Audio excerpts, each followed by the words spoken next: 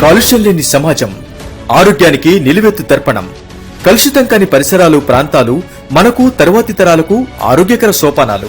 నేడు సమాజానికి అవసరం కాలుష్య వ్యతిరేక పోరాటం. అందుకే కావాలి నేటి యువత చురుకైన భాగస్వామ్యం. యువజన జాయింట్ యాక్షన్ కమిటీ ఏర్పాటు చేస్తున్నాం. అందుకే యువత చురుకైన పాత్ర కోరుకుంటున్నాం.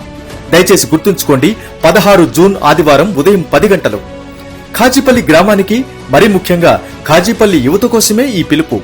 యువత కదలి రండి, మన గ్రామాన్ని కాలుష్యం నుంచి కాపాడుకునేందుకు మాతో కలిసి అడుగేయండి. ఇకనైనా మౌనం వీడి మీ సత్తా చాటండి.